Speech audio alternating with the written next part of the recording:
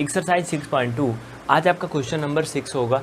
बहुत ही ध्यान से देखो, ये फिगर आपके बुक में दिया है। अगर आपके पास एनसीईआरटी बुक है तो आप ओपन कर लो, चाहे हिंदी मीडियम है या इंग्लिश मीडियम, क्वेश्चन एकदम समान होगा। कह रहा कि आकृति 6.133 में, यानी इस आकृति में, इस फिगर में PQ और RS दो दर्पण हैं। दर्पण मीन्स होता है मिरर। मिरर आप जानते हो, जिसमें आप फेस देखते हो उस तरह से। तो अगर कोई मिरर है तो उसमें ऐसे ऐसे लाइनें खींची होती हैं, अगर वो रेखा है तो सीधी सीधी होती है। तो ये क्या है, दोनों मिरर हैं। आगे कहता है कि जो एक दूसरे के समांतर रखे गए हैं। हाँ भाई, एक दूसरे के पैरेलल रखे हैं। देखो ऐसे है, ये ऐसे है, दिख रहा है पैरेलल है, समांतर है। फिर आगे कहता है कि एक आपतन किरण, आपतन किरण को इंग्लिश में बोलते हैं इंसिडेंट रे, मतलब कोई आने वाली किरण। जैसे अगर आप दर्पण लो, उस पर अगर टार्च जलाओगे तो क्या होगा, उस पर लाइट जाएगी, रोशनी ना, मतलब किरण उस पर जाएगी। आगे देखो, कह रहा है आपतन किरण AB दर्पण PQ से B पर टकराती है। आपतन किरण ये AB दर्पण PQ से बिंदु B पर टकराती है। एक बार फिर से सुन लो, आपतन किरण AB दर्पण PQ पर बिंदु कहाँ पर, B पर टकराती है। उसके बाद आगे कहता है और परावर्तित किरण, यानी कि रिफ्लेक्टेड रे। अगर आपके पास आपके घर में मिरर लगा होगा, शीशा लगा होगा, आप मोबाइल का फ्लैश ही जला के देखना तो क्या होगा, उस पर रोशनी तो जाएगी लेकिन वो लौटेगी भी रोशनी, वापस होती है ना। मतलब शीशे पे अगर आप कोई रोशनी मारोगे तो लौट के चमकता है, आँख पे आपके चमकेगा, वापस आती है। तो उसी को बोलते हैं क्या, रिफ्लेक्टेड रे। जो परावर्तित किरण है, रिफ्लेक्टेड रे है, वो पथ BC पर चलकर RS से C पर टकराती है। किससे, पथ BC से चलकर ये मिरर RS से बिंदु C पर टकराती है। उसके बाद क्या कहता है कि तथा पुनः CD के अनुदिश परावर्तित हो जाती है। फिर यहाँ टकराने के बाद फिर CD से वो उधर को भाग रही है। अब आगे क्या होगा, देखो आगे क्या पूछ रहा है कि सिद्ध कीजिए कि AB और CD दोनों क्या हैं, ये समांतर हैं, पैरेलल हैं, ये प्रूव करना है। मतलब कौन कौन, ये रेखा AB और ये CD को प्रूव करना है कि ये पैरेलल हैं, समांतर हैं। देखने में तो लग रही, लेकिन पता नहीं है कि नहीं है, इसको सिद्ध करना है। अब देखिए, हमारे पास ज़्यादा जगह तो है नहीं इसमें कि हम सिद्ध कर दें। आपको क्वेश्चन मैंने समझा दिया, आप क्वेश्चन को नोट कर लो, उसके बाद हम मिटा करके फिर हम इसी पे आपको इसका सलूशन दिखाएंगे। वीडियो को पीछे करके देख लेना, क्वेश्चन आप समझ लियो 3 मिनट में। चलिए इसको मिटा के हम आगे बढ़ते हैं। वीडियो को रोक करके लिख लीजिए या फिर स्क्रीनशॉट ले लीजिए, आगे बढ़ते हैं। चलिए अब आप लोग ध्यान दीजिए, इसमें जो दिया है पहले हम उसको लिख लेंगे, जैसा कि मैंने अभी आपको क्वेश्चन समझा दिया। अब देखो गिवन हमें क्या क्या दिया है, हमें दिया है PQ RS के समांतर है, मैंने लिख लिया। ये PQ जो है वो RS के समांतर है, और इसमें 3 किरण दी गई हैं, एक AB एक BC, मतलब ये AB एंड ये BC एंड ये CD, 3 किरणें दी गई हैं, वो मैंने लिख लिया। प्रूव टू मतलब सिद्ध करना है। क्या सिद्ध करना है कि AB CD के समांतर है, AB CD के पैरेलल है, इसे हमें प्रूव करना है। कंस्ट्रक्शन करेंगे, इसमें हम एक रचना करेंगे, बिना रचना के ये मुश्किल है हल करना। वो रचना क्या करेंगे, कंस्ट्रक्शन हम ये करेंगे कि यहाँ से हम क्या करेंगे, एक रेखा खींचेंगे जिसका नाम आप कुछ भी लिख लो, मान लो मैंने यम लिख लिया, और एक यहाँ पे खींचोगे जिसका नाम लिख लो यन। ठीक है, ये मैंने क्या किया, रचना किया, कंस्ट्रक्शन किया। अब आप आगे ध्यान से देखो, अच्छे से देखो, इसको मैं रेड कलर में कर दूँ। देखिए मैंने जो रचना किया उसको मैंने रेड से दिखा दिया आपको, जिससे आपको क्लियर हो जाए अच्छे से, है ना।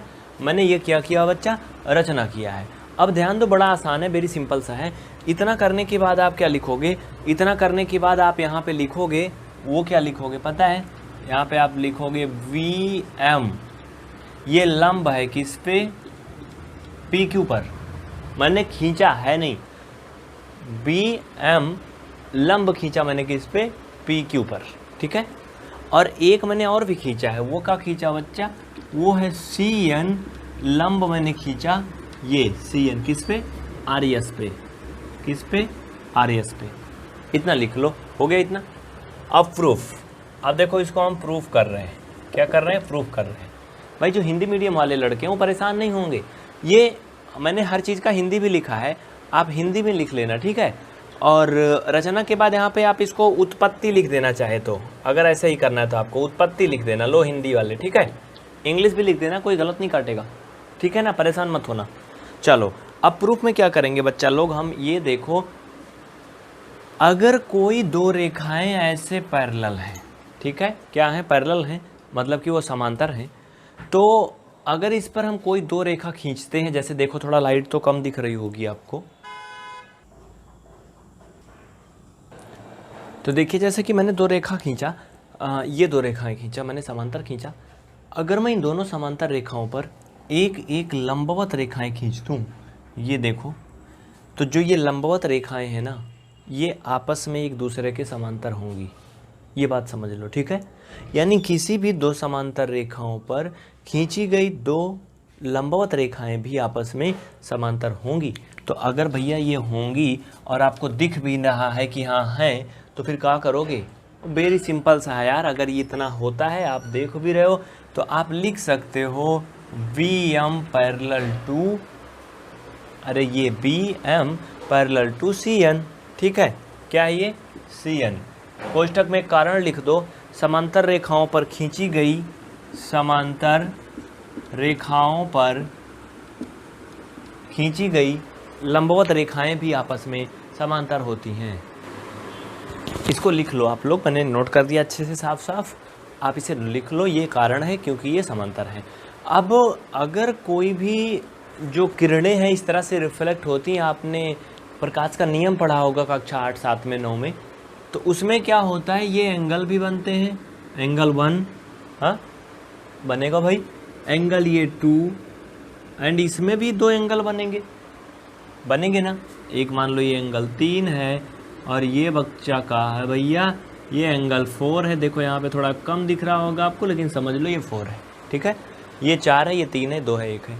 तो अगर इस तरह की स्थिति बनती है, तो यहाँ पर हम लिख सकते हैं, क्या लिख सकते हैं कि कोण 1 बराबर कोण 2 और कोण 3 बराबर कोण 4, ऐसा काहे लिख सकते हैं, परावर्तन का नियम पढ़ा है ना आपने, नहीं पढ़ा है तो पढ़ लेना, प्रकाश वाला यहाँ उसका भी काम लगेगा, आप इंग्लिश में लिख लो लॉ ऑफ रिफ्लेक्शन, क्या, लॉ ऑफ रिफ्लेक्शन, ठीक है ना बच्चा, हिंदी वाले लिख लें परावर्तन का नियम, परावर्तन का नियम। इतना आ गया अगर समझ में, तो हम लोग काफ़ी करीब पहुंच चुके हैं। और एक बात और ध्यान देना, ये थोड़ा टफ है, ये चैप्टर थोड़ा हार्ड है, ये बात आप मान के चलो, इसके लिए आपको मेहनत करनी होगी, वीडियो को बार बार देखना होगा, ये मत सोचना कि हमें नहीं समझ में आएगा, हम इसको नहीं पढ़ेंगे, गड़बड़ हो जाओगे, आगे चल के फेल हो जाओगे, हाई स्कूल में जाओगे तो और मुश्किल आएगी।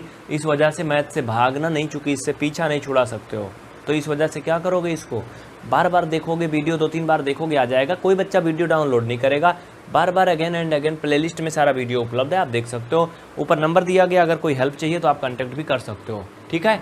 चलिए इतना हो गया, अब इसको नोट कर लो, मैं अगले पेज पे लगाऊंगा, जल्दी से इतना लिख लो, फट से लिख लो, बहुत जल्दी, आपके पास टाइम है कुछ सेकंड के, वीडियो को रोक के स्क्रीन पे लिखिए, इसके आगे हम आपको दिखाने चल रहे हैं।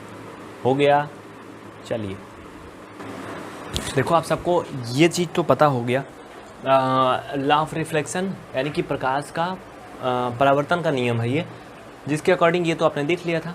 इसके अलावा कोण 2 जो है कोण 3 के बराबर होगा, भैया ये काहे बराबर होगा, एंगल जो 2 है वो एंगल 3 के बराबर होगा। क्यों बराबर होगा, क्योंकि ये दोनों अल्टरनेट इंटीरियर एंगल हैं। आप कहोगे इंग्लिश में बता रहे हो, हिंदी में काहे नहीं बता रहे हो, इसका मतलब क्या है, हिंदी छोड़ो, पहले समझ लो इसका मतलब है क्या। आप हिंदी या इंग्लिश चाहे जिसमें लिख दोगे, अंतः एकांतर कोण लिख दोगे तब भी ठीक है, ठीक है। क्या है ये, एकांतर कोण है। लेकिन देखो पहले मुझे हिंदी नहीं कंफर्म इसका भाई, सीधा सीधा आप समझ लो ये होता क्या, पहले समझो। जब किन्हीं दो समांतर रेखाएं ऐसे खींची गई हैं और उनको कोई एक तिर्यक रेखा काटे, ठीक है, जब कोई दो समांतर रेखाएं खींची गई हों और उनको कोई एक तिर्यक रेखा काटती है, तो तिर्यक रेखा के दोनों साइड जो कोण होते हैं, जैसे ये देखो इधर साइड अंदर से, अंदर की, मैं केवल अंदर की बात हो रही, दोनों रेखा के अंदर में, तभी वो इंटीरियर होंगे, अगर बाहर यहाँ लोगे तो एक्सटीरियर हो जाएंगे, ठीक है। तो जैसे ये कोण C है, ये कोण F है, तो ये दोनों कोण क्या हैं, C और F जो हैं, ये अल्टरनेट इंटीरियर एंगल है। अगर मैं यहाँ पर एक कोण और लिख दूँ बच्चा, जिनका नाम D और इनका नाम E रख दूँ, हाँ, तो कोण डी और ई ये दोनों क्या हैं, अल्टरनेट इंटीरियर एंगल हैं, हमेशा ये बराबर होते हैं। ये नियम होता है, ये परमीय है, मैंने सिद्ध किया पीछे, आप देख लेना। ठीक है, नहीं मिल रहा तो कमेंट करना, बता दिया जाएगा। बात समझ में आई ना। तो आप ये समझ लिए कि अल्टरनेट इंटीरियर एंगल आखिर होते क्या है। जैसे आपने सुना होगा वाटर, अगर आपको कोई बोले वाटर दे दो तो आप जान जाओगे पानी मांग रहा है। आपने इंग्लिश में समझ लिया ना। हम बहुत सी चीज़ें इंग्लिश में बोलते हैं, उसकी हिंदी हमें नहीं पता होती है। जैसे मोबाइल बोलते हो आप, सिम बोलते हो, ट्रेन बोलते हो, ट्रेन की हिंदी जानते हो, बड़ी खतरनाक होती है, झुक अड्डा ऐसे कुछ होता है ना, सुने हो, यही होता है ना। इसके अलावा हाँ, स्टेशन जैसे होता है, स्टेशन क्या बोलते हैं हिंदी में, तेज से बोलो, शर्मा रहा है भाई, ये पागल टाइप का है। भकभक अड्डा बोलते हैं स्टेशन को। अरे ये सब तो छोड़ो, नई चीज़ें हैं। आप कॉमर्स कहते हो ना, ये कॉमर्शियल वाहन है, सुना होगा आपने, ये कॉमर्शियल मकान है। उसकी हिंदी क्या होती है पता है, व्यावसायिक। कोई ये नहीं कहता व्यावसायिक। आपने सुना होगा बिजनेसमैन, कहते हैं कि हमारे अंकल जी जो है बिजनेसमैन है, पापा बिजनेसमैन है। लेकिन कोई ये नहीं कहता हमारे पापा जी धंधे वाले हैं। अगर धंधा वाला बोल दो तो लोग बड़ा गड़बड़ समझते हैं, क्योंकि उसकी हिंदी धंधा होता है बिजनेस का। ठीक है, व्यवसाय होता है, व्यवसाय बोलो या धंधा बोलो। तो ऐसे ही बहुत से ऐसे वर्ड हैं जिनको हम इंग्लिश में हर दिन यूज करते हैं, उनकी हिंदी हमें नहीं पता होती है। तो आप हिंदी के पीछे मत भागो भैया, उनको इंग्लिश में ही समझो, इंग्लिश में ही जियो। ठीक है, चलें आगे। चलिए, तो बहुत सी ऐसी चीज़ें हैं, आप समझ गए अल्टरनेट इंटीरियर एंगल क्या होते हैं। अब इसमें अल्टरनेट एक्सटीरियर एंगल भी समझ लो बच्चा। ये जैसे अगर यहाँ पे कोई कोण बना है और इधर पे कोई कोण बनता है, ये मान लो ए और बी, तो ए बी क्या है, अल्टरनेट एक्सटीरियर एंगल है। ये भी क्या है, अल्टरनेट एक्सटीरियर एंगल है। ये सी है, ये मान लो डी है, जो मैंने कैपिटल में लिखा है। तो कैपिटल का बी और कैपिटल का सी जो है ना बच्चा, ये दोनों बराबर होते, और कैपिटल का डी और ए बराबर होता। ये अल्टरनेट एक्सटीरियर है, मतलब बाहरी कोण जो है। ठीक है, समझ में आया ना, ये आंतरिक कोण है जो अंदर में है। तो ये चीज़ मैंने आपको अलग से समझाया, एक्स्ट्रा समझाया, सिर्फ इतना समझाने के लिए, चूँकि आपको जो भी चीज़ें यहाँ पे की जाए वो समझ में आनी चाहिए ना। नहीं तो कहोगे कैसे इसको बराबर कर दिया, उसको कैसे कर दिया, फिर कंफ्यूज हो जाओगे। इसको लिख लो, इतना आ गया समझ में। तो अब अगर इतना आपको समझ में आ गया है तो जल्दी से नोट कर लो या फिर स्क्रीनशॉट ले लो। ये मैंने पूरी कहानी आपको अच्छे से बता दिया है ना। अब देखो यहाँ पर कुछ नई चीज़ें हैं, वो क्या है मैं आपको बताने वाला हूँ, ध्यान दो आप लोग। अगर कोण 1 कोण 2 के बराबर है, कोण 3 कोण 4 के बराबर है, तो हम क्या करें, समीकरण एक और बना था, 2 जो है 3 के बराबर है। अब देखो इसमें बड़ा उलझी हुई एक गुत्थी बनेगी, समीकरण इसको 2 बना लेंगे। क्या है ये भैया, ये इक्वेशन नंबर सेकंड है, ये 2 है। यहाँ लिखो समीकरण 1 व 2 से, 1 व 2 से आप सबको बराबर लिख सकते हो। कोण 1 बराबर कोण 2 बराबर कोण 3 बराबर कोण 4। ऐसा क्यों लिख सकते हो पता है, इसलिए लिख सकते हो कि बच्चा जो 1 है 2 के बराबर है, और जो 2 है वो 3 के बराबर है, लिखा है ना, और जो 3 है वो 4 के बराबर है। तो भैया तुम हमारे बराबर, हम तुम्हारे, वो है तुम्हारे, ऐसे ऐसे करके सब एक दूसरे के बराबर हैं। तो आप लिख सकते हो 1 बराबर 2 बराबर 3 बराबर 4, इतना आप लिख सकते हो। लेकिन जब ये सब आपस में एक दूसरे के बराबर हैं, जैसे मैं आपको बोलूँ कि बच्चा ये 2 धन 3, या फिर ऐसे कर लो इसको, 2 बराबर 3 बराबर 4 बराबर 5, ऐसे है। तो इसे हम ऐसे भी तो कर सकते हैं ना, 2 बराबर 3 और या फिर 2 धन 3 और बराबर 4 धन 5 लिख सकते हैं ना। इसका मतलब ये है कि सब इक्वल हैं, हर एक का पार्ट जो है बराबर बराबर है। तो आप 2 को अलग अलग कर दो तभी तो बराबर रहेंगे ना, रहेंगे ना। तो कुछ ऐसे ही हम लोग क्या करेंगे भैया, कर लेंगे, और फिर हम लोग थोड़ा सा आगे बढ़ जाएंगे प्रोग्रेस में, और फिर हम जो लाना चाहते हैं वो आ जाएगा। इसको हम लिख सकते हैं कोण 1 धन कोण 2 बराबर कोण 3 धन कोण 4। ये हो गया ना बच्चा। अब एक बात ध्यान दो, कोण 1 और कोण 2 का मतलब क्या है, ये यहाँ से 1 और 2 दोनों ध्यान देना, ये और ये दोनों स्पेस, बीच वाली लाइन को ख़त्म कर दो चाहे। तो कितना बड़ा आकार ले रहा है ये, ABC, ध्यान दो, ABC मिला करके कोण 1 कोण 2 दोनों बन रहे हैं। तो यहाँ पे आप लिखो कोण ABC बराबर किसके हो जाएगा भाई, ये ABC दोनों कोण के जगह पे आया है, दोनों कोण की जगह पे ABC आया है। 3 और 4 कहाँ बन रहा है, ये 3 बन रहा है, ये 4 बन रहा है। 3 4 का मतलब यहाँ से BCD, क्या है, कोण BCD, ये आपस में बराबर है ना बच्चा, ये बराबर है। अब भैया ये बराबर काहे लिए हैं, क्योंकि ये क्या है, अल्टरनेट इंटीरियर एंगल है। क्या है बच्चा ये, जो कि अल्टरनेट इंटीरियर एंगल है। कैसे, देखो, अरे भाई बताने की ही बात नहीं है यार, सिंपल सी बात अभी मैंने बताया था। ऐसे है ना, ऐसे एक तिर्यक रेखा काट रही है, ऐसे काट रही ना, तो इधर का जो कोण बन रहा है, ये जो कोण बन रहा है वही तो हुआ ना, अल्टरनेट इंटीरियर एंगल हुआ ना। अब चाहे ये इधर से यहाँ लाइन खींच लो या चाहे जो मर्जी वो कर लो, वो तो अलग की बात है ना। तो ब्रैकेट में इसके लिख दो रीजन अल्टरनेट इंटीरियर एंगल। क्या है ये, अल्टरनेट इंटीरियर एंगल, ठीक है। अब चलो आगे, इतना हो गया, लिखो, चूंकि ABC इक्वल BCD जो कि अल्टरनेट इंटीरियर एंगल है, इसलिए अल्टरनेट हो गया इतना, ठीक है। चूंकि अल्टरनेट इंटीरियर एंगल सिर्फ समांतर रेखाओं पर ही बराबर होते हैं। भैया ये तो पहले आप समझो, ये अल्टरनेट इंटीरियर एंगल हैं, लेकिन मैंने अभी अभी आपको दिमाग फिट करके बताया था कि अल्टरनेट इंटीरियर एंगल समांतर रेखाओं पर ही बनते हैं, दिखाया था ना बना करके।